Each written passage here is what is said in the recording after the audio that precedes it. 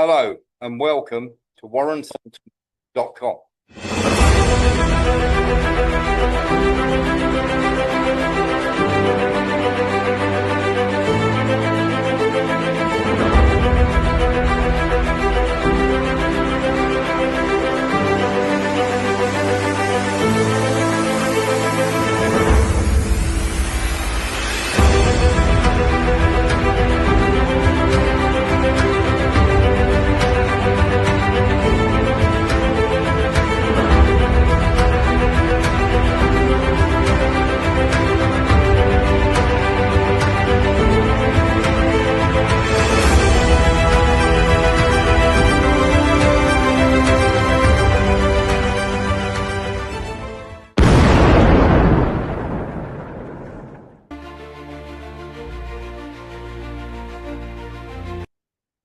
Good evening and welcome to warrenthornton.com.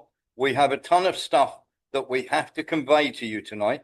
We have an exclusive that nobody else has got, and we have this confirmed by 3 sources, and that will be to do with the Venezuela takeover story. We'll also have the story about the Ukrainian tanker. We will also have the story about the Ukraine minerals and the deal that has been signed by Kushner and by, of course, Vitkov.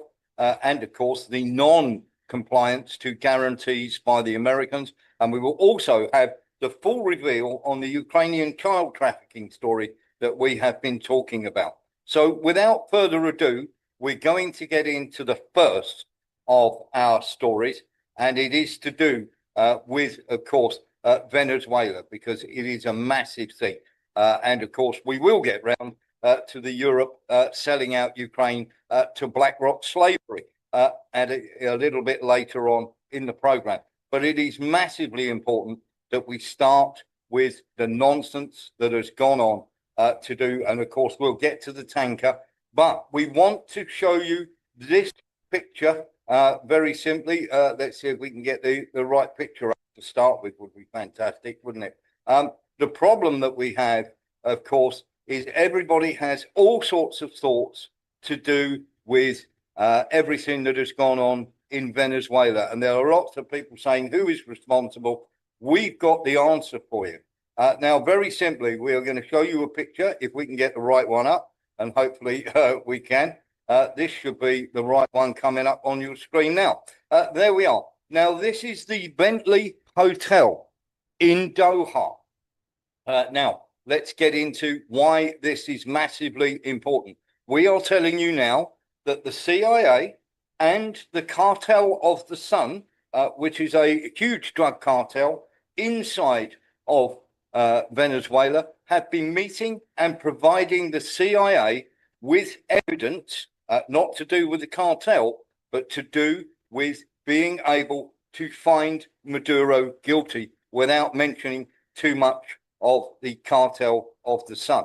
And we are going to now reveal exactly what's been going on and who is wrapped up in all of this. So the very first thing we're going to do is we're going to take you to an investigation by a gentleman called Ryan Dawson. Now, bear with me on this. This will all become clear. Now, Paul Singer's Elliott Management hedge fund firm emerged victorious in November in an auction for the US oil refiner Citgo Petroleum Corp. Now, this is a Zionist billionaire that we're talking about here. Despite him being outbid by over $1.1 billion, a judge awarded it to him. Now, this is work by Ryan Dawson, so I'm going to give him a big up here. Funny that now he will gain $100 billion. The court-appointed officers who forced the sale was Robert Pincus, is a member of the board of directors of AIPAC. He is also the former president of the Jewish Federation in Delaware. Maduro had tried to work out a deal through Richard Grenfell, but Trump ordered Grenell, on October the 2nd to stop all diplomatic outreach. This guaranteed the conflict. Grabbed Citgo in late November after US sanctions and shooting up fishing boats suppressed the price. Then a coup in early January. What are the odds? The incel group, a crowd, needs to go back to Fortnite and cartoons. We are not getting the oil. That's going to new management, and it isn't you. And he writes, don't give me the crap about this drugs. The CIA recruited General Ramon Guillén Davida to create a drug cartel to ship blow to U.S. cities after their CIA paid asset, Carlos Andres Perez, was president. 998 pounds of cocaine was shipped to Miami. And Trump and the neocons and the neo-imperialists want to pretend like the US is trying to stop drugs. Well, let's have a chat about that because this is incredibly important. Now, there has been secret negotiations in Doha. These negotiations have included the State Department of the US and the CIA, and of course, it has featured the Rodriguez, the Delcy Rodriguez, and of course her brother, who is called Jorge. They have had 3 meetings in Doha with the Americans. Now, some of this is known, some of this is not known. Now, very simply, the whole idea was transitioning this, and these 2 people we can now reveal are literally the financial people who keep the money flowing for the drug cartel, called the Cartel of the Sun, which is what they are trying to charge Maduro with. Now, on top of that, not only were Americans having secret meetings with Delcy Rodriguez, and of course this happened in April, in September, and October. So we are naming the three times that they actually met. These happened on these dates. Now we're going to give you, it's a very interesting development indeed. Now, we are also saying that at the Bentley Hotel in Doha, under the names of Alejandro and Valentina Gonzalez, CIA operatives met with cartel operatives to be able to give all of this information over. Now, it should be noted, as evidenced on Qatar's official website on October the 11th of last year, that is after the second Rodriguez proposal has been rejected, the vice president met with the Qatari ambassador in Caracas, Rashid bin Mohsen Faitas. According to the report that we have, the meeting discussed aspects of bilateral cooperation between the 2 countries, being the USA. Now, the same month, Delcy Rodriguez, who in addition to being vice president, was also serving as Minister of Hydrocarbons at the time, told workers at the petrochemical company Pequibin, this is the time to defend and not postpone into the future the dispute over Venezuela's energy sources. If there is anything we must leave our sons and daughters, it's the legacy of a free, independent and sovereign country, never an energy colony of any foreign power. But this was all complete nonsense. And the reason we're going to tell you this is because we have our source in the River House. We have a Pentagon source doing this, and everybody knows we have a wonderful Chinese source, and they are telling us the actual names and the dates of these meetings.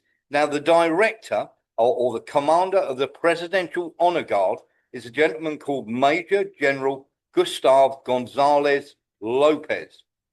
So we'll just put that out there. Now, he was given the job on January. He was given the job as literally the head of the General Directorate of Military Counterintelligence. He was given that job on January the 6th of this year by Delcy Rodriguez. He was appointed by her. Now, this is a guy literally who is wrapped up in human rights organizations, systematic torture, arbitrary detentions, and extrajudicial actions as part of the state repression. He is a wanted guy, but they are quite happy to do business with him. Now, Delcy Rodriguez and her brother have long been people who, shall we say, like to play both sides of the fence, and they are well known in drug cartel circles. Now, we're hearing this from 3 different sources, remember, that these people are literally running the financial block for this cartel and are deep in the pockets of them.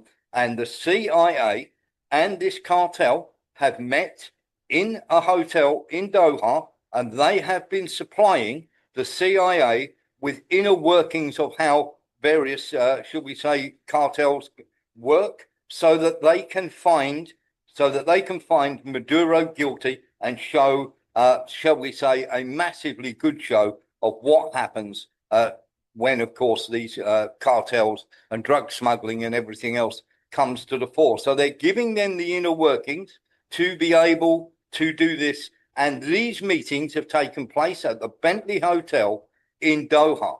Okay. And as I say, we have just named, and we are quite happy to name the people that were, or the nom de plumes that they entered into Doha in.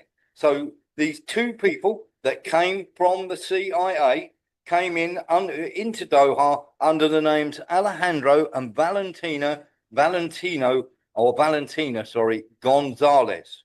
So let's be absolutely clear. So we've got the CIA meeting with the cartel.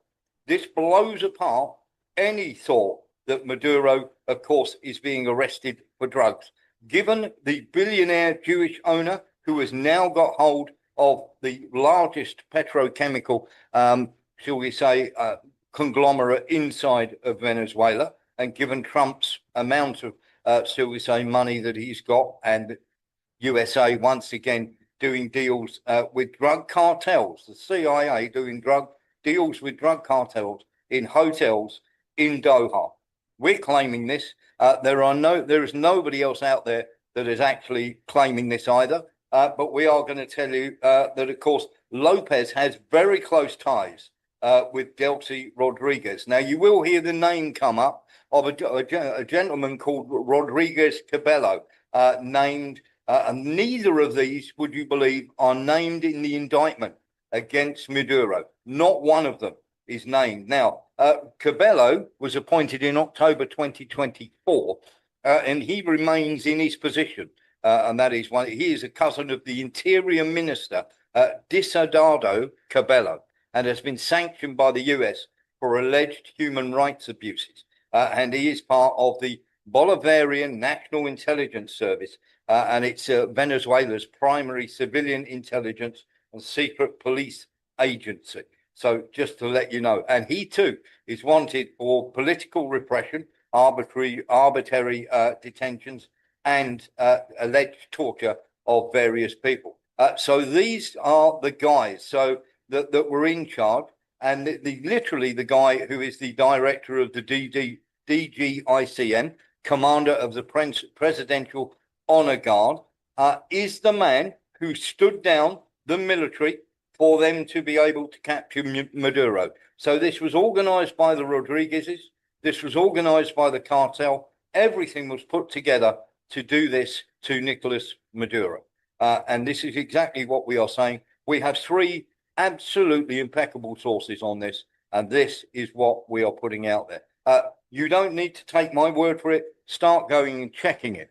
The Bentley Hotel, as I say, in Doha was used for CIA and the cartel to get together to produce a package to be able to put Nicolas Maduro and his wife away. Doesn't matter what judge is in charge of this case, Nicolas Maduro is going to be found guilty no matter what, no matter how thin. And what they are doing is producing enough evidence for the CIA to give to the State Department and then on to Pam Bondi to be able to prosecute and make it look as though Maduro was part of this. But the truth is that Delcy Rodriguez was responsible for getting him shifted. And of course, the head of his honor guard was responsible for the death of 32 people. Now, just going to put this up here before I let Sean Murphy in. 32 people died. All of them were Cubans.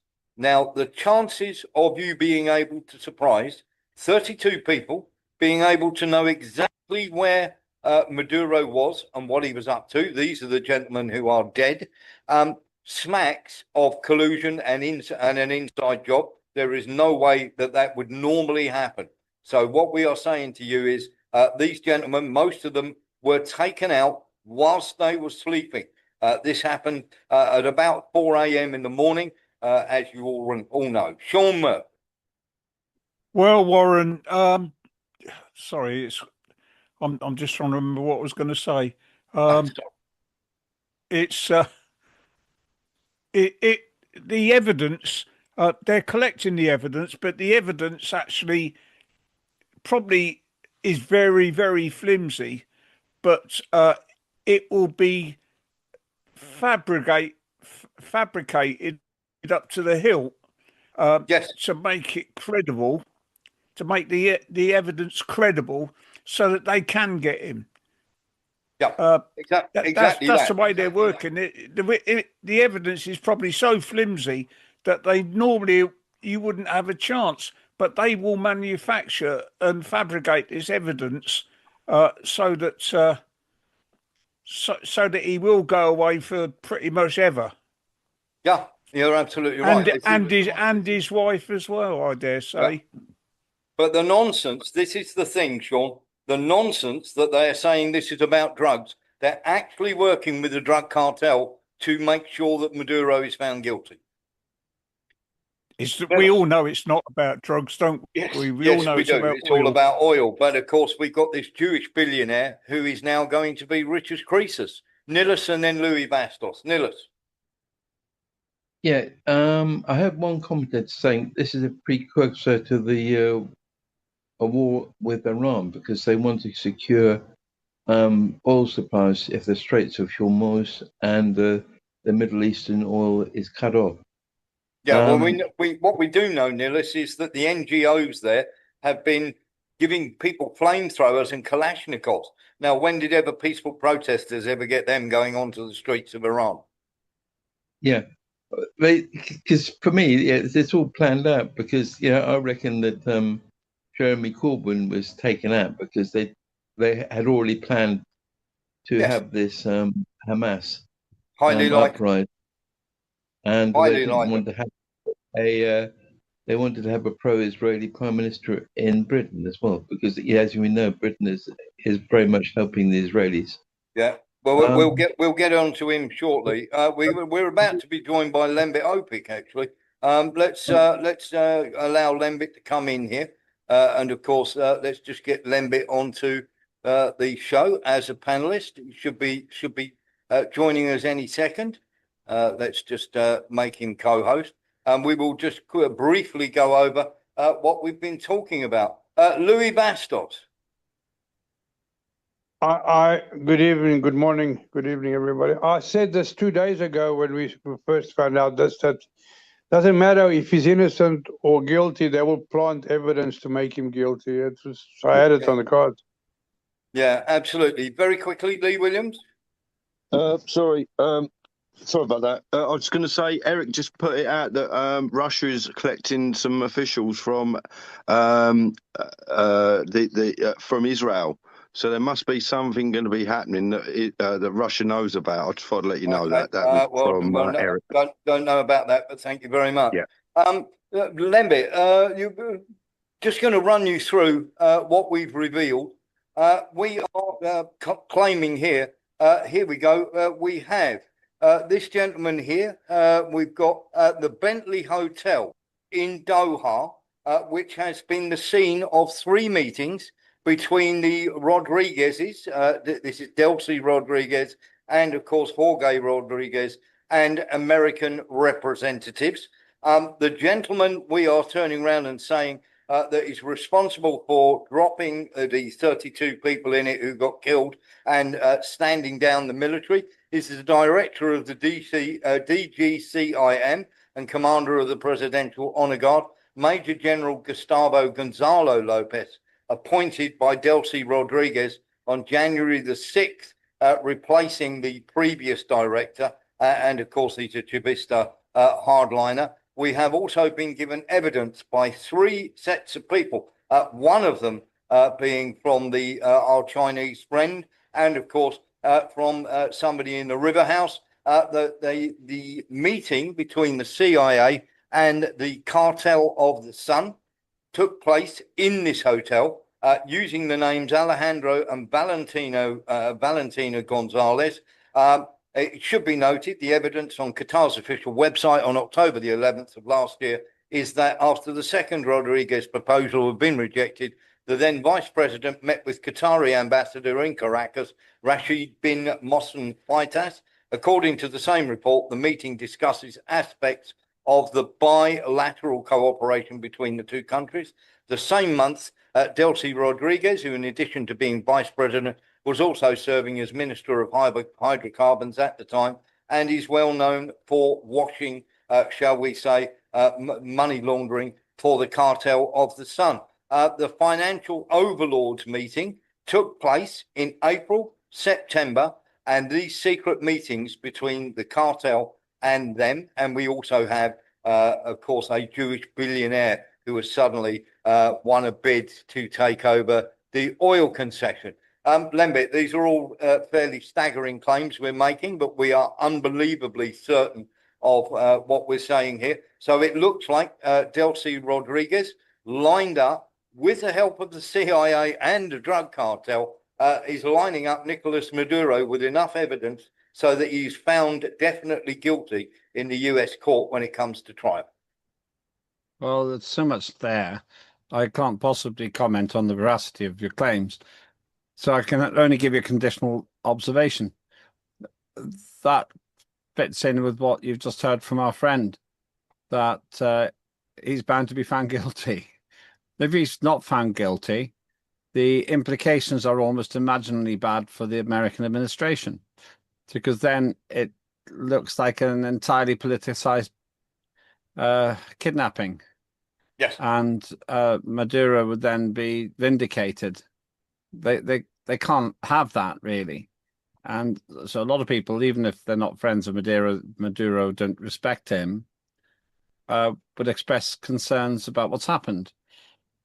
It's interesting that for once, and this doesn't happen often, for once I actually agree with my former office colleague and now leader of the Liberal Democrats, Ed Davey, who pointed out the illegality of the action. And, yes. And that is a huge problem. Even if you think Trump's great, even if you think Maduro is terrible, it's an incredibly high stakes game. That's something we covered in one of your recent shows. So where do I stand on this? Well, with the apprehension of Venezuelan cargo ships and so on, or tankers, with the blockade of Venezuela, America is being quite unabashed in its intentions. And I still believe the most likely long-term outcome, or even medium-term outcome, will be for Vladimir Putin and President Xi Jinping and China to say to other South American countries, we'll give you security guarantees if you do business with us. Yeah, absolutely. I'm just going to avail you of this, Lembit. Sorry if I'm repeating myself, everybody, but Lembit may or may not know about this. The Venezuelan raid actually enriches a MAGA billionaire. Now, Paul Singer's Elliott Management hedge fund firm emerged victorious in late November in an auction for US oil refiner Citgo Petroleum Corp, despite being outbid by over $1.1 billion. A judge awarded it to him. Funny that. Now he will gain 100 billion. This is, of course, from a friend of ours, Ryan Dawson. The court-appointed officer forced the sale. Robert Pincus is a member of the board of directors of AIPAC. He is also the former president of the Jewish Federation in Delaware. Maduro had tried to work out a deal through Richard Grenell, but Trump ordered Grenell on October the 2nd to stop all diplomatic outreach. This guaranteed conflict. Grabbed Citgo in late November after US sanctions, and shooting up fishing boats suppresses the prices. Then a coup in early January, and suddenly it goes through the roof. That's going to new management, obviously the oil. And of course, the CIA recruited General Ramon Gulen Davila to create a drug cartel to ship blow to US cities after their CIA paid asset, Carlos Andres Perez, was president. 998 pounds of cocaine was shipped to Miami. And of course, he's been released. Lembit. Well, I can't be expected to comment. Can I just put in for a second? Lembit's camera doesn't seem to be working, Warren. Yes, it is. It's fine. Yeah, it's fine. It must be you. Go out and come back in again, John. Exactly. Lembit. Yeah, well, I can't comment. I just don't have the information to comment on those things. They're entirely fascinating, but I hear what you're saying. I don't want to repeat everything I said before. The big So the big point here is America has to prove criminality by Maduro and show therefore that they've apprehended a criminal, because if they don't, then they've kidnapped a head of state, and that's a bad look. It is. Absolutely, it is. So that is what we have as far as we're concerned. And we stand by every word we've said here. And of course, we're now going to ask Lembit on a couple of other things. So we had the idiotic meeting. People say it was idiotic, and I would be one of those, and we'll get onto the tanker in a minute. But we need to talk about this because it is very, very important. We've had the meeting with Vitkov, and of course, let's have a listen to what he had to say. We think we're largely finished with security protocols, which are important so that the people of Ukraine know that when this ends, it ends forever. But we also think, critically, that we are very, very close to finishing up as robust a prosperity agreement as any country has ever seen coming out of conflicts like this. It will aspirationally mean large, large possibilities for the Ukrainian people, for people coming home from war who will find wonderful jobs out there. We're working with BlackRock, Larry Fink in this endeavor, and we think it's going to be very, very important for the people of Ukraine. And we believe that a robust economy correlates and works directly with these security protocols. It makes Ukraine a strong, independent nation. And we think that's really important in terms of their long-term future. So there we are, Lembit. It's going to be a fantastic and fascinating time out with BlackRock. And of course, BlackRock, that bastion of altruism. So that's 2 million people have died so that Ukraine can be sold into slavery to BlackRock, where when you come back from the army, having had your leg blown off, you can go and work down the mine.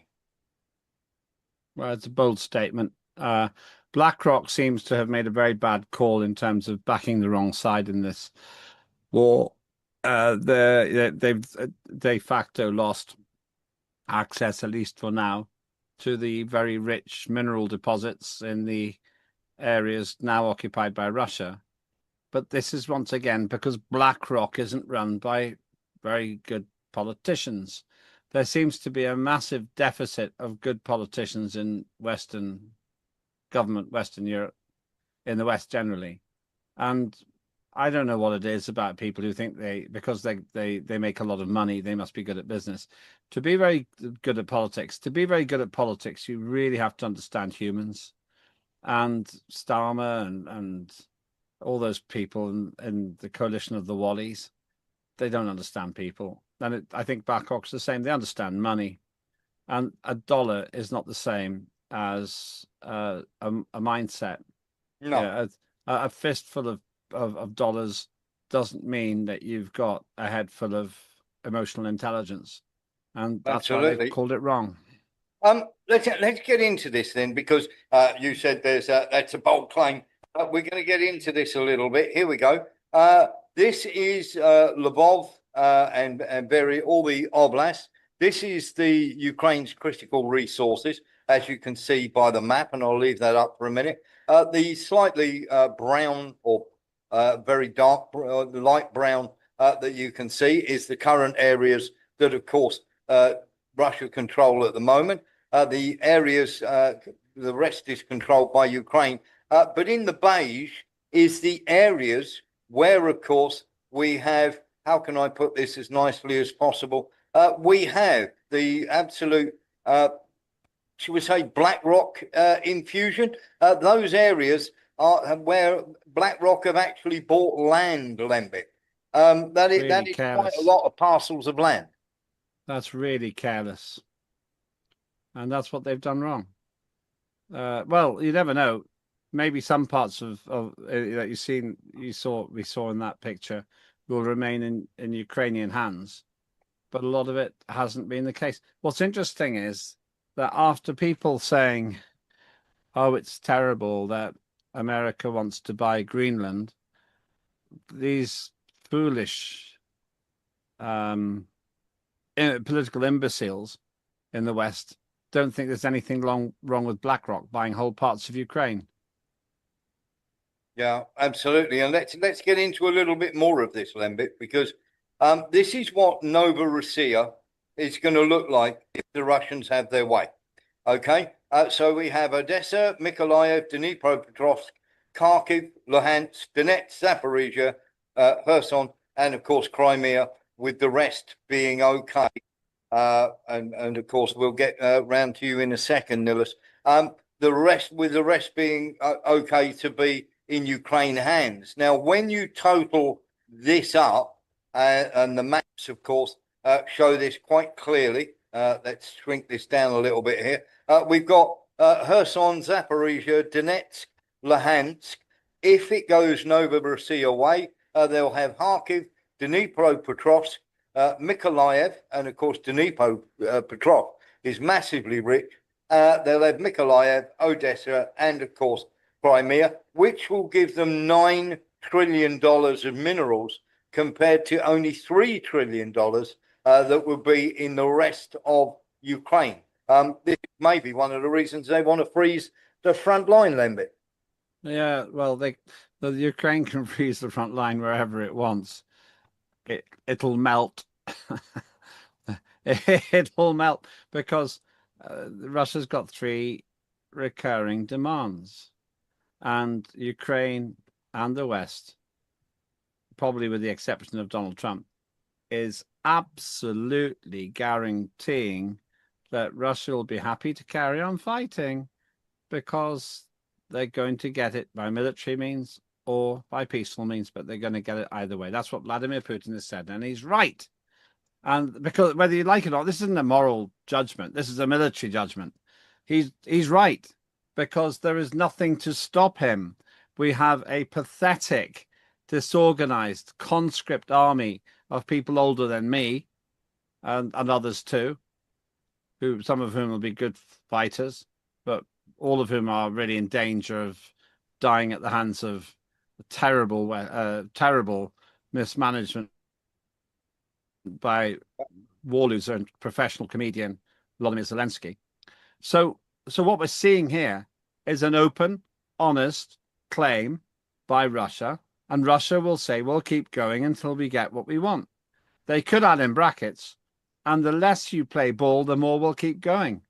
The more people you're willing to kill, the more people you're willing to lose, the more money you're willing to waste, the more land we're going to get. So bring it on. Putin doesn't want to see the death of his people, but he's willing to take the 18-to-1 ratio, which is quite credible, I think. Though you wouldn't think so in the Western media. Western media says that Russia's got the appalling losses, but that doesn't even make even make any military sense. You've got a professional army against a bunch of conscripts and elderly people, and so on, and demotivated people compared to the Russian side. So however you look at it, this is a horrendous miscalculation, not just by BlackRock, but by anybody who thinks that holding out is going to do any good for Ukraine. So they had the first tier of territories. Now it looks to me you're adding a second tier there as well. They probably stop there. Whatever else happens, they'll probably stop there. Yeah, exactly that. Let's hear from Nilis and then Mark Onza, and then we're going to talk about this very, very bogus peace deal. Nilis. Well, if BlackRock's going to invest in Ukraine, it's going to get pennies on the dollar, isn't it? Because Ukraine's in so much debt that it needs that money. Yes. And I think that what BlackRock's plan for the Ukraine is BlackRock's plan for the west of Western Europe and America as well. Yeah, absolutely. But here's the thing, Nilis: the eastern mines are already up and working. The investment they'll need in West Ukraine to get the minerals out of the ground is going to be it's going to be quite small. So Dnipropetrovsk, for instance, that's $3.5 trillion right there. Yeah, if I was in Ukraine, I would want to be under the Russians. I hope if the Russians come quickly and protect me from the Western vultures. Yeah. Yeah, exactly that. Thank you very much, Mark Onza. Yeah, I was going to ask, what sort of area are they going to use for a demilitarized zone, and what will happen to minerals inside that area and business and commodities? At Exactly least that. 75 kilometres, isn't it? Yes, let's put it this way, Mark Onza. Well, the UK don't want that. They want it to be around about 10 kilometres, and they want it frozen where it is in place, and to only have a 5 or 10 kilometres, and of course put troops in there, and we'll get onto that in a short while. But Mark, you're absolutely right. This is all about having a frozen conflict, so they don't keep losing what is in the ground. And it is quite clear now from what Witkoff and Kushner have come out with that this was nothing else than a deal, as we said it would be, an economic deal rather than an actual peace deal. Eric Jones, then Andy Edge. As you put it earlier, Warren, the average Ukrainian just can't wait to get home from the war so they can go mine minerals for Larry Fink. I'm sure that's the case, right? I'm sure they'll love it. When I'm walking around on two stilts because I've had my legs blown off, I'll quite happily pack a thermos and a few sandwiches, and I'll disappear down the mine for a 12-hour shift. After all, it'll be just like hiding out in the war before, won't it? Andy Edge. Yeah, just going back to the tanker which has been boarded. Yeah, we'll get to that in a minute. Yep. Yeah. I know this isn't going to be a very popular answer, but I'll just torpedo and say what you're going to do. Well, it's empty. You're going to hear a lot of nonsense about this. It's got tons of oil in it. It is totally empty, but we will get on to that. Lemby, let's attack this peace deal for a minute here. Well, not attack it. Let's pull it apart. They're saying that once the peace deal is done, Merz has said he will take responsibility for the whole of the peace deal and the whole zone. Let's have a little listen to what Merz had to say, because he's got very far forward on his skis indeed. Let's have a listen to what he's got to say. Germany is Kiev's strongest supporter, and after a ceasefire, Germany will accept responsibility for the security of Ukraine and for the continent as a whole. We also the whole of the continent, Lemby, they're going to protect. It's brilliant, isn't it? Really, really bad language to come from a chancellor in Germany. It's so diplomatically clunky. But secondly, how Germany couldn't even protect its own borders because Angela Merkel opened them up and got a couple of million migrants there, and that's caused the AFD, which is the German equivalent of Reform UK, to do tremendously well. But Merz isn't seriously credible in any way. I would expect the AFD to have a very good chance of being the next government there. Come on, look at them. Merz, Macron, Starmer, Zelensky. That is not the dream dinner party, is it? Those are not the people that you'd invite to come dine with me. The one thing you wouldn't get is great conversation. They would be amusing, but they'd be amusing in a way which is road crashy. It's just unbelievable. I was watching Prime Minister's questions. If you're watching this live, watching Prime Minister's questions on the 7th of January. You might be watching this in the archive, but either way. And it was cringeworthy to watch Starmer. Such a poor performer, but so are the rest of them. The people I just listed. Yeah, absolutely. And of course, they were signing this declaration of intent, of course, to put troops into, and of course, they were saying, oh, we'll put troops in, not a problem. Everybody will be all right. Let's have a little listen to Starmer here. Let's just get that. Intent on the deployment of forces to Ukraine in the event of a peace deal. This is a vital part of our ironcast commitment to stand with Ukraine for the long term. It paves the way for the legal framework under which British, French and partner forces could operate on Ukrainian soil, securing Ukraine's skies and seas and regenerating Ukraine's armed forces for the future. Lembit, did they not hear the Russians when they said no NATO troops in Ukraine? They didn't hear. They didn't hear. That's like saying, I'm not going to lend you my lawnmower, neighbour. The neighbour says, when you lend me, when you lend me your lawnmower, I go to look, get some peacekeeping people to mow the lawn. No, I'm not lending you the lawnmower. I'm not going to let you use my property. Well, when you do, I'm going to get some people to look after it. Mr. Starmer, I don't agree. Well, when we do that, and that's what's happening here. I couldn't believe my ears. Trump and Putin have both said no ceasefire, no ceasefire, no NATO troops. Fundamental condition: no NATO troops. As soon as I heard them say that, I thought, there we are, the coalition of the Wallies at it again. And you just know this is going nowhere. And then you saw them all pompously signing these bits of paper. It's like it's like fantasy football. It's not a real team. It's pretend. It's not real. Let's Louis Bastos and then Lee Williams. And then I'm going to ask you another question, which breaks yet another one of it's a massive deal breaker yet again. Louis Bastos, then Lee Williams.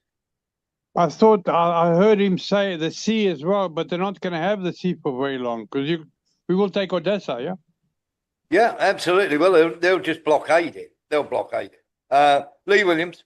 Is it a falsity that anybody around the UK thinks, there's now it's going to be okay out there, and the troops can go out there? It's not a problem. It's a basic lie from the West. It's going to be absolutely smashing. I'm going out there myself on HMS Diversity and Inclusion. Mark Onza. Brian, you've been a referee. Wasting time. The more time that goes on, the more money they can launder. They're going round in circles. You know they are. It's a Get game. it in the washing machine, mate. Yeah. Get it in the washing machine. I'm sure I heard this one 6 months ago from. Yes, and we've said this over and over. Lembit. I've got something to say here.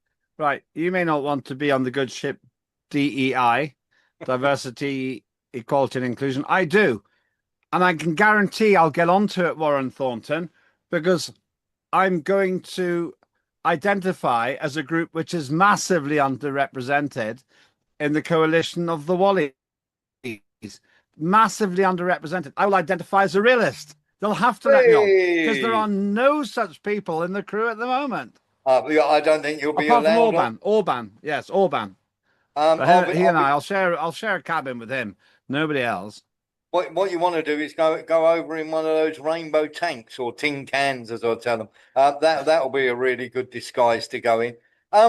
Here's the other thing, right? Everybody is talking peace, Lembit. Okay, wonderful. We're going to have peace.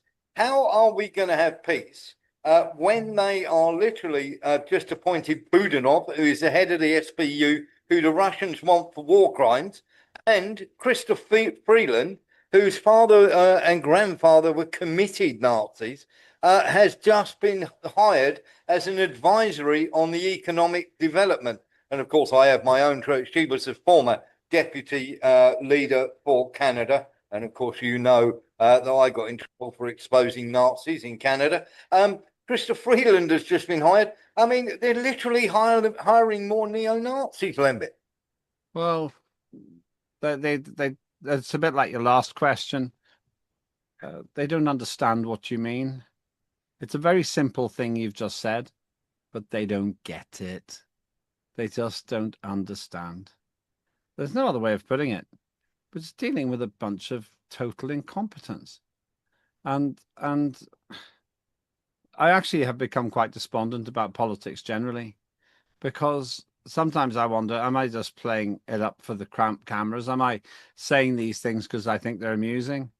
It's just not funny when thousands of people are dying a week, mainly Ukrainians, because of the appalling decision-making by these individuals. If their sons and daughters were on the front line, they wouldn't be making these decisions. Mark Rutte has no stake in the game. He's got no children. And I worry if that means that he just doesn't empathize Well, what it's like to get news of your dead Ukrainian son or daughter or father or brother or sister or husband being dead on the front line. I don't Yeah. think, I don't know if he understands that. I don't know what his relationship status is, but what about somebody he cares about? And this is all very odd, very odd character who don't really know anything about him. But if somebody he actually cares about, if he cares about anybody, was sent to the front line, would he make the same decision? Lethal force? Yeah, it is quite staggering, isn't it? And when we're talking about this sort of crazy idea, and of course the Russians are going to dismiss this straight off the bat, and we'll talk about the tanker in a minute, because of course they've gone and boarded the tanker, which isn't exactly the smartest move to do when you're trying to make a peace deal.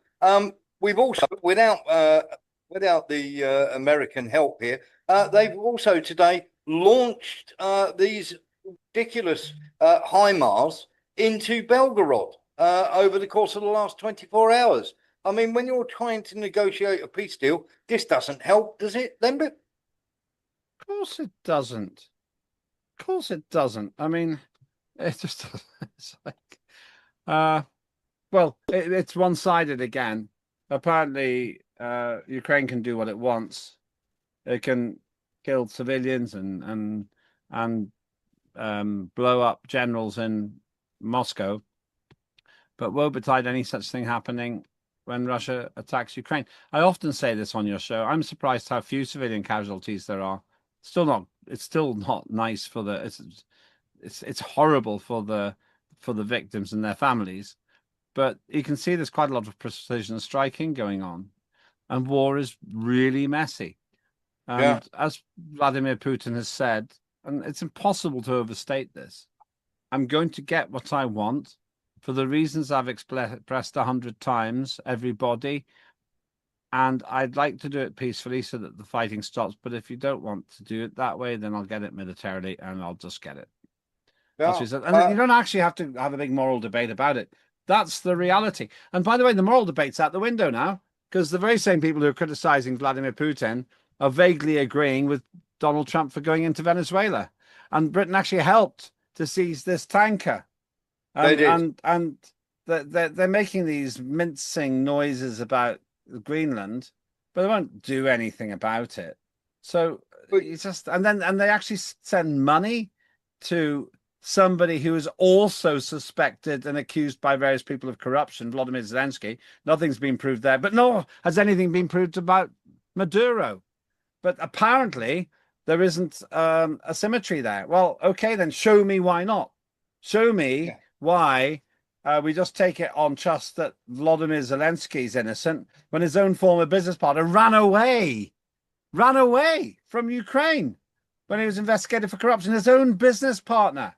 And then his number two, Zelensky's political number two, resigns as soon as somebody goes into the apartment to look for evidence. And on top of that, you've got the independent commission on corruption. When it starts looking, he tries to shut it down, and then only reinstates it because of popular protests in Ukraine itself.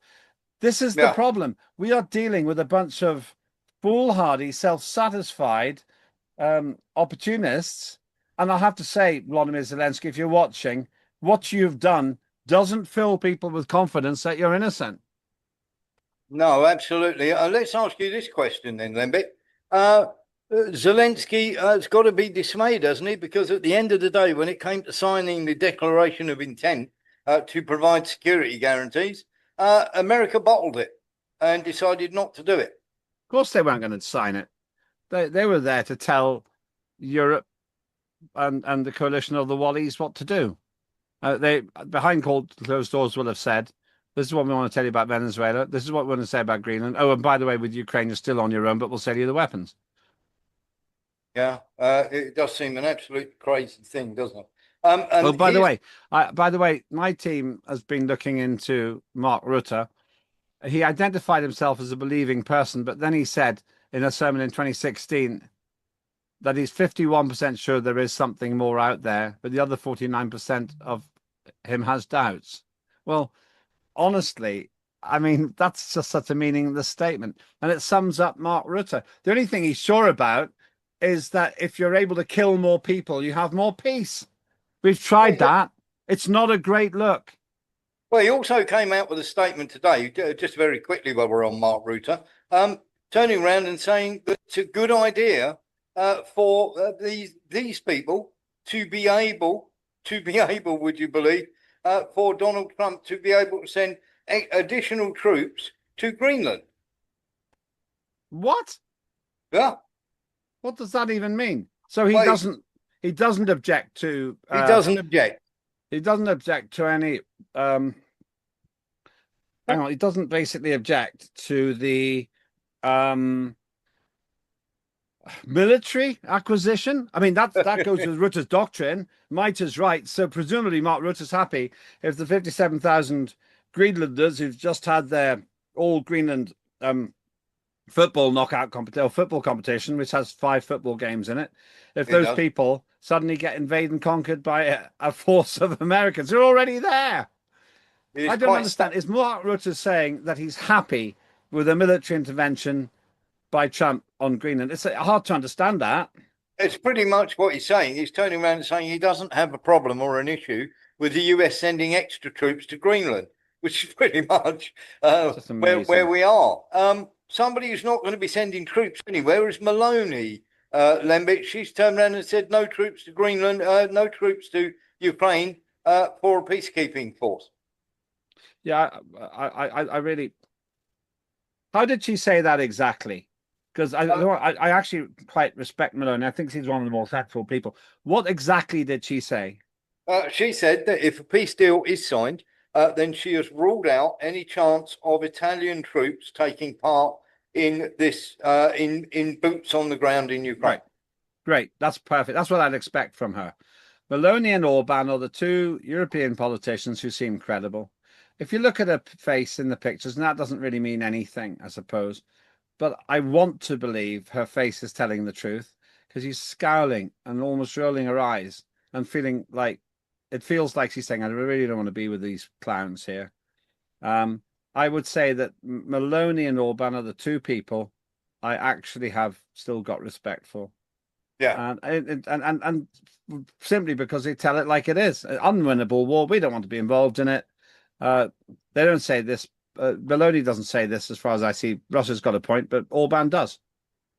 So one last thing before we get on to the tanker. And of course, we have to talk about this. To borrow a Blondie phrase, Macron, for the last 2 weeks, we are reliably informed, has been trying to ring the Russians to talk to them. And he's got absolutely nowhere.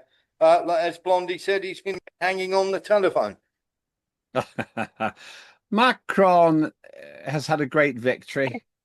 He's had a great victory. Let's be fair. The courts somewhere ruled that he's married to a woman. Great. Fantastic. He's finally got something to show for his time as president of France.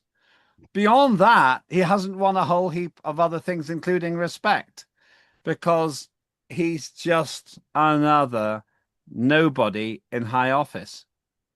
Yeah. There's nothing much more you can say about it. You can say that in a lot of different ways, but he's kind of the Starmer of France. Yes. Nilus. Yeah, I think it was the court upheld his cyberbullying claims. I think not that his wife was not a woman. Yeah, 12 people have gone to jail because they turned around and said it's a bit of a bloke, it's a bit of a man bloke, so they put him in jail.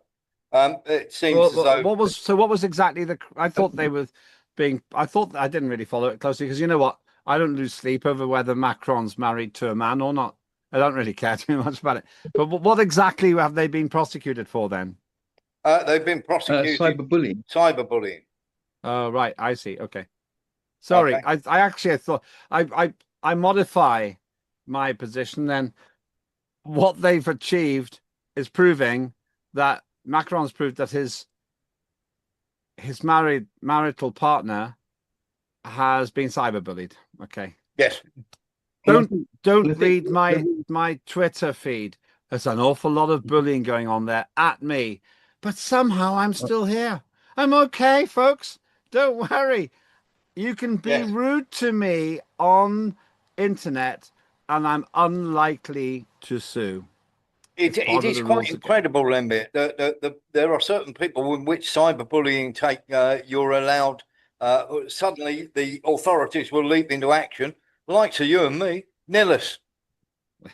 Well, I think these are new, Macron's brought in new cyberbullying laws, which these people have been prosecuted under.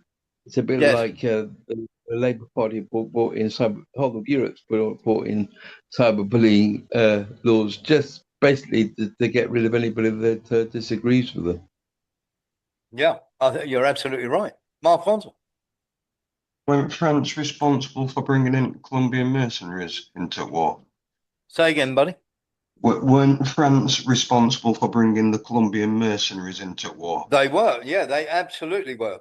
All of them. Putin don't forgive and forget. Yeah, and we mustn't ever forget that that's exactly what they did. It's a very good point, well made, Mark. France were also responsible for going over and setting up NATO headquarters in 2020. We've actually showed the documentation that shows that. Let's get into this then, Lembit, because there's a bit to unpack here as well. Here's the tanker.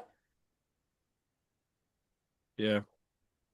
We're going to show the whole 3-minute video here.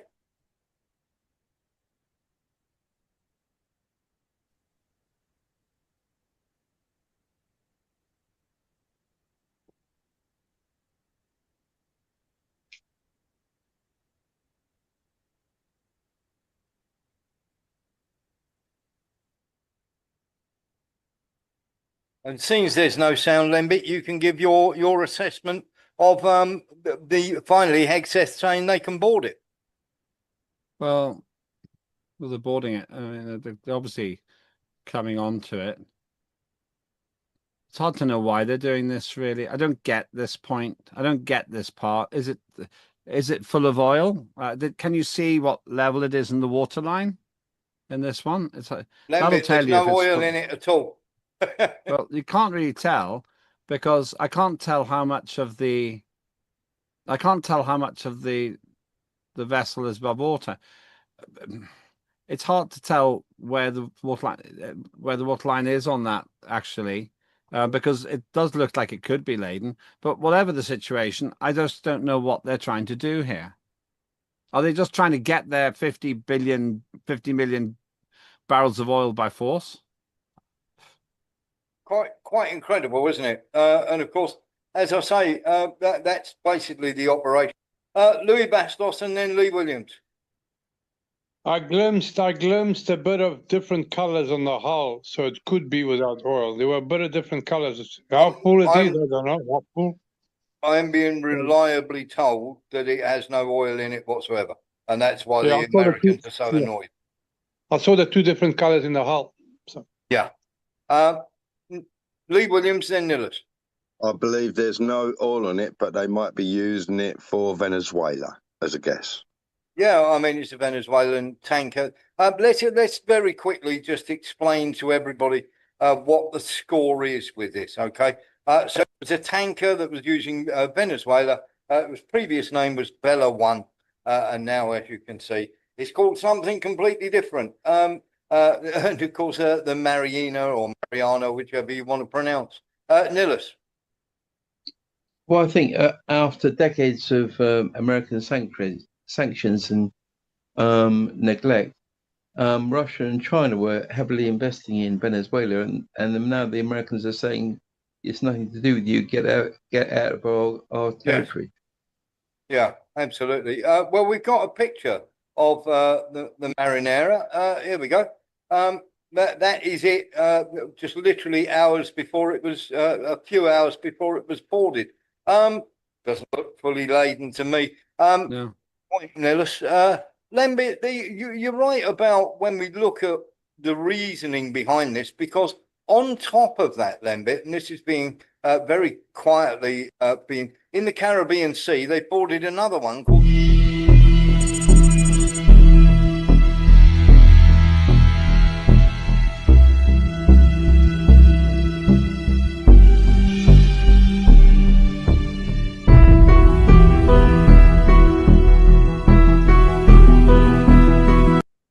Now, this is just piracy, isn't it? I mean, what my point is, if they've already captured Maduro, what are they doing boarding Venezuelan vessels still? Well, the difficult question is, what has boarding Venezuelan vessels possibly got to do with alleged criminality by Maduro? They're not his ships. And that it's just very difficult to understand what their defense will be in that situation. Can we have some I clarity, don't Levitt? understand it. Let's have some Well, clarity, Caroline Levitt. The vessel this morning was seized in the North Atlantic pursuant to a warrant issued by a U.S. federal court after being tracked. And this was a Venezuelan shadow fleet vessel that has transported sanctioned oil. And the United States of America, under this president, is not going to tolerate that. I would also just add the vessel had a judicial seizure order and the crew. So that means the crew is now subject to prosecution for any applicable violation of federal law. And they will be brought to the United States for such prosecution if necessary. They're talking about any Russians that are on board. And I don't know if there are any, to be honest. The Russians have said if there are any Russians on board, they have to be returned to Russia, but they're looking at prosecuting them, Lembit. Yeah, I'm not sure what for. That's like prosecuting a taxi driver who gave a baddie a lift. Yeah. After the baddie's got out of the car. Does seem rather, Yeah. rather crazy. The thing that she's been asked to do something very difficult there, and you had a sense that she wasn't 100% comfortable with it, but okay, she would obviously say she's very comfortable with it. They're getting themselves into hot water on the high seas. But once again, I would imagine Putin and Trump can sort this out. The point is that the Europeans have shown themselves to be utterly impotent, utterly irrelevant, and utterly unconsulted by all this. Yeah, absolutely. And of course, it's only this situation is only going to get worse. Let's talk about the British part in this then, Lembit, because we had a Poseidon takeoff from Lossiemouth that took part in this operation. And of course, we've got our old Big Chops warmonger Healy, the Secretary of Defence or the Secretary of War, like Pete Hegseth wants to be. Today, our UK Armed Forces showed skill and professionalism in support of a successful US interception of the vessel Bella 1 while on its way to Russia. This action formed part of global efforts to crack down on sanctions busting. No, Europe. The ship with a nefarious history, wow, is part of a Russian-Iranian axis of sanctions evasion, which is fueling terrorism, conflict, and misery from the Middle East to Ukraine. Oh God, a guy almost makes me want to vomit. Skill and professionalism, going up in the air and going, there it is, guys. Well, there's very little I can add to what you said. What we see is the total disintegration of British political credibility. These people, they're driving the British public into non-cooperation with the government. This government isn't going to be able to rule by consent for much longer because of the level of idiocy that they show. And they continue to ensure that Britain remains an irrelevant laughing stock around the world. Now, I think you could be right. I mean, it does seem very, very strange, doesn't it? While we're talking about all of this, I mean, you've got China are getting upset about this as well. Are you surprised? No, not at all, not at all. So let's get into this then. Venezuela is going to be governed properly. This is Philadelphia a couple of months ago, Lembit. This is Philadelphia being governed properly.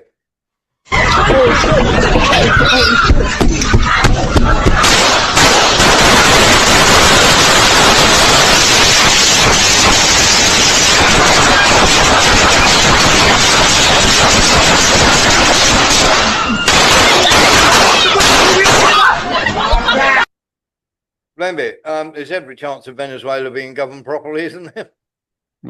Well, they don't say that it's the drugs coming from Venezuela that's causing that, of course. Well, in America, I'm going to have to go very shortly, by the way, but in America, there's something like 32,000 deaths by gunfire every year. Half of them are suicide, other half are homicide. Roughly speaking, that means there are 40 homicides a day with guns. That's a very bad number. And if you think about it, combination of the drugs. And I understand why Trump's trying to stop the drugs. He's got personal historical reason for this from his family. That's why he's teetotal. That's why he doesn't take drugs, I suppose. But there's a huge debate about what drugs policy should be, and I have a slightly different view of it.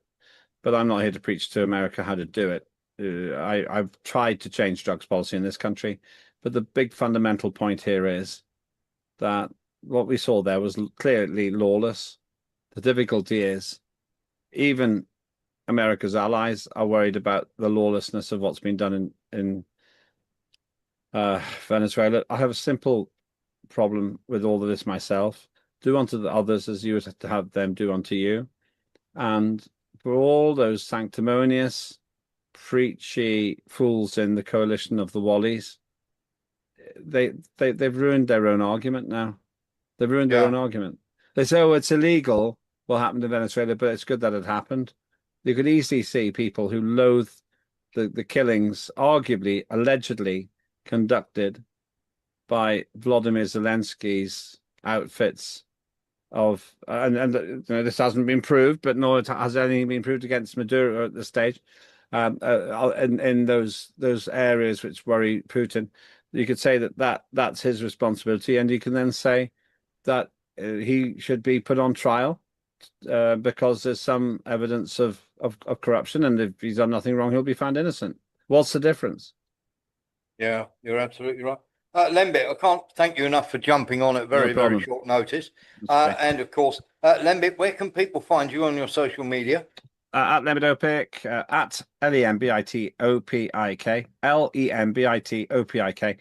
I'm the one with the blue tick. Or come to Unprecedented TV, and you'll find us on YouTube. Please like and subscribe. Lembit, once again, thank you very much. That's the end of the first. That's the end of the first half of the show. Please go and give Lembit a follow and a subscribe, and we'll see you with a special on the abduction of Ukrainian children right after this.